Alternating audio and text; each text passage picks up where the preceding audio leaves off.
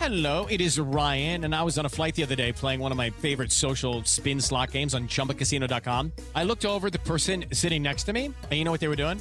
They were also playing Chumba Casino. Everybody's loving having fun with it. Chumba Casino is home to hundreds of casino-style games that you can play for free anytime, anywhere. So sign up now at ChumbaCasino.com to claim your free welcome bonus. That's ChumbaCasino.com and live the Chumba life. Sponsored by Chumba Casino. No purchase necessary. VGW Group. Void where prohibited by law. 21 plus. Terms and conditions apply. Other shows we have for you to enjoy at myclassicradio.net. The Avengers was most certainly not a household name in South Africa prior to the radio series. With no national television service until 1976, the mechanism simply was not present in the country to show television programs to mass audiences. While many other countries reveled in the filmed adventures of John Steed and company, South Africa was not equipped to join in the fun. The series took Britain by storm and made a major impression in the American markets, being that greatest of rarities, a British series given a network transmission slot. However, as a film series, rather than a videotaped one, The Avengers was able to gain a modicum of exposure in South Africa through film rentals.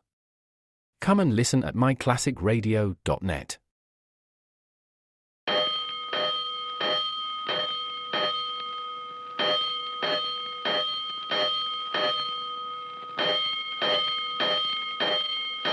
Five bells. Stand by all stations. Attention, all districts. A 5-alarm fire. 5 bells. Move in immediately. That's it. Let's roll. Let's go.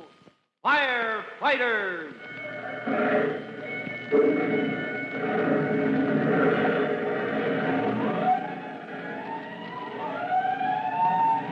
Presenting Firefighters, the true-to-life story of our unsung heroes who stand ready to ride by day or night against our most murderous enemy, the demon of fire.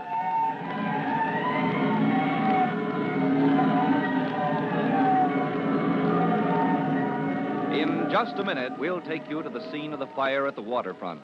The fire under the old wooden dock, which was extinguished by Tim Collins, rookie fireman, and Lieutenant Greenspan when they worked their way under the dock with a rowboat. But before we join Tim Collins, here's a message for you.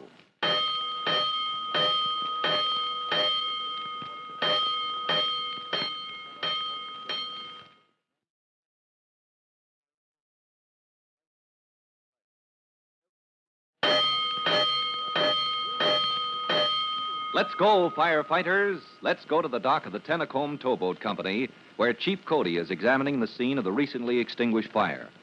Just a moment ago, you remember, the engine men were ordered to take up their hose lines, and the truckmen set to work replacing the planks they had torn up in the hour-long search for the fire that was eating its way through the beams far below the surface of the dock.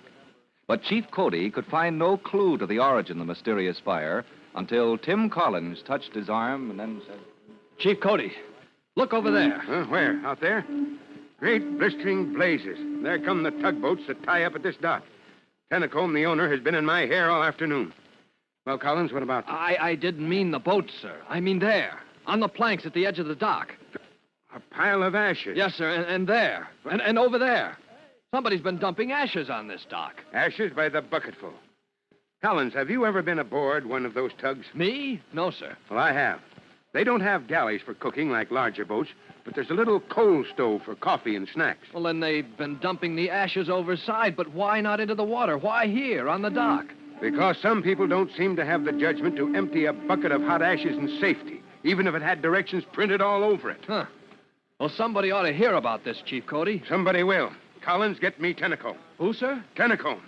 You'll find him in those offices over there, the towboat company headquarters. Yes, sir. That man has been raising the roof. He was out here on the dock blasting us up and down because we took so long to find his fire and put it out. Now, I'd like to do some talking myself. Get me Tennacombe if you have to bring him out here under your arm. I'll go right up there, right away, sir.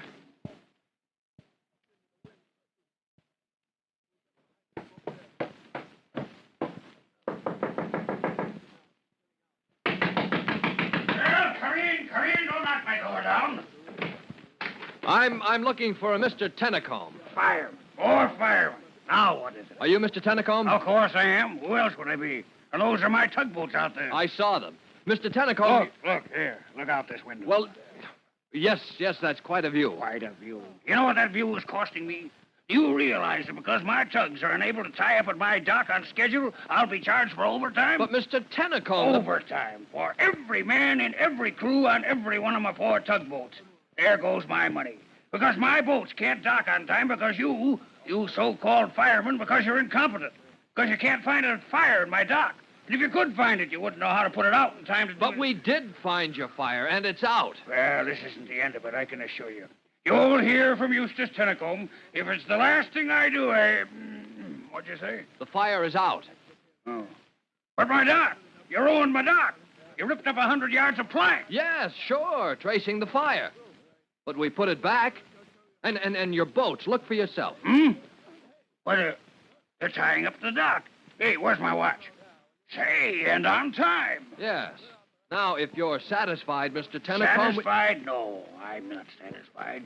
You see that man out there on my dock? That man with the white helmet? Well, yes, that's Chief... That's the man. Well, I won't be satisfied until I report his insolence to the chief. Oh? You're sure you mean the man with the white helmet? I know him anywhere. Why, he dared to... My own fire in my own dock, and he ordered me off. Ordered me off my own property. Said I was in the way. And you're going to report him to the chief? I am. Well, then, will you come with me, Mr. Tennacombe? The chief wants to talk to you as much as you want to talk to him. Chief, what's his name, Cody? He's here? Yes, sir. Waiting for you on the dock, Mr. Tennacombe. If you'll come with me. Yes, a pleasure. What I've heard, this Chief Cody is a man of intelligence. Chief Cody isn't the kind of... Careful with that door, you heavy-handed fireman. Here, let me.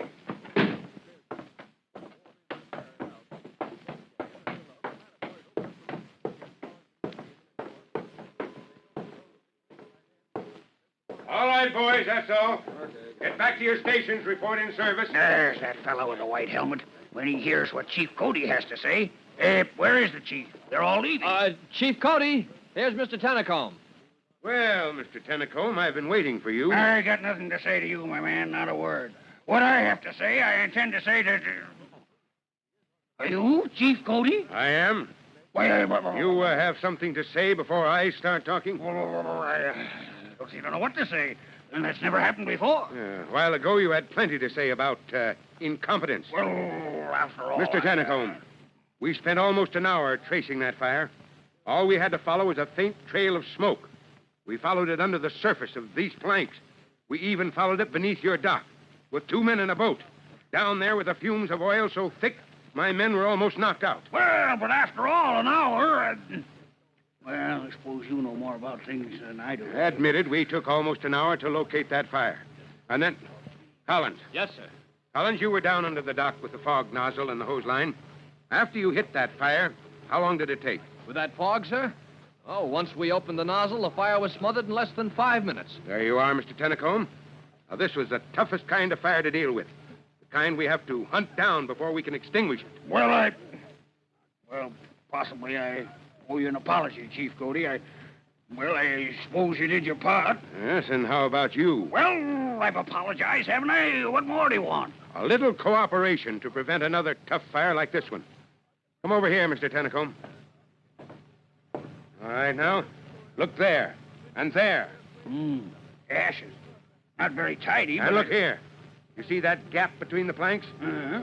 You don't expect a dock service to be like an ant's floor. Mr. Tennacombe, your men have been dumping hot ashes from the coal stoves in those boats you're so proud of. They've been dumping the ashes here. The live coals have run down between the planks, deep into the substructure of this dock. Why, that's not safe. That could start a... Why, it did. It started a fire. It did, and it's only luck that you've only a minor repair job to pay for. If that fire had spread during the night, you could have lost your boats as well as your dock. Terrible. That's terrible. I must take precautions. Yes, that's what I'll do. I'll take precautions. I'll speak to the men. I'll post a bulletin on the Tennacombe Towboat Company office. Yes, I'll call my captains on the carpet. That's all we ask, Mr. Tennacombe. Chief Cody, I feel I should do something, some token of appreciation. Your cooperation is enough. Yes, but some little... Oh, yes, the fireman's ball. Some tickets, perhaps, for the You fireman. don't owe us anything, Mr. Tennacombe. Come on, Collins. Coming, sir. For at least a cigar. Chief Cody, at least let me offer you a cigar. No, thanks, Mr. Tennacombe. Come on, Collins. Let's get away before he offers us a tugboat apiece. Yes, sir. So, where's your company, Collins? Oh, picked up and rolled back to the station, Chief Cody. The lieutenant told me to report back when you're through with me. Well, get in then. I'll give you a lift. Yes, sir. Thank you, sir. Oh, here's your hand lamp, the one we used under the dock. Oh, set it back in the rack. Yes, sir. Chief Cody. Yeah? When you ordered me to get Tennacombe from his office, well, I got the idea you were mad enough to bite his head off. Well, I was. Gross negligence. Permitting a fire hazard like that. Yes, sir, but when he got there, you weren't easy on him, but you... But I let him live. Is that what you don't understand? Well, with all his complaints... Well, Tim, I'll tell you. It's funny about this business of ours, this firefighting.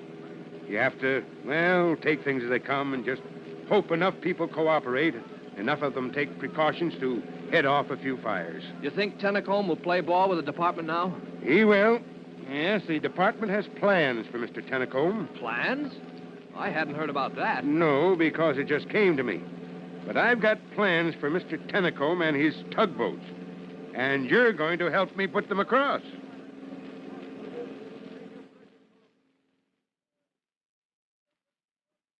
Now, what plans do you suppose Chief Cody is making for Mr. Tennacombe? And what has the fire department to do with tugboats? It's too bad we have to leave just as the chief is preparing to confide in Tim Collins. But you'll be in on the secret before long if you listen to our next true-to-life episode of The Firefighters. In just a moment, Chief Bob Cody will tell you boys and girls how you can help the firefighters in your own town. But first, here's a message you ought to hear.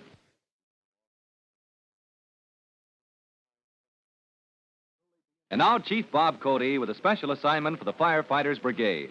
Chief Cody. Boys and girls, this is Chief Cody, and here's your special assignment. Firefighters, attention.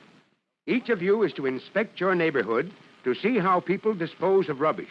That is, how they get rid of papers and other combustible material. Note the facilities for burning this kind of refuse. Remember, an incinerator should be covered and should be of a type that prevents flaming scraps of paper from spreading around the yard. Note the facilities of this nature in your neighborhood, because one faulty incinerator may be a fire hazard to a dozen homes. That is all, and goodbye for now. Fire Chief Cody and the young rookie fireman Tim Collins will be back on the same station the next time you hear... That's it. Let's roll!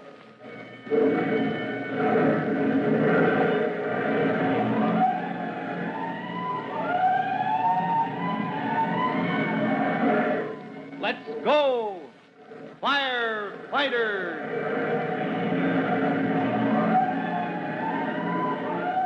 Firefighters is a copyrighted feature of William F. Holland Productions.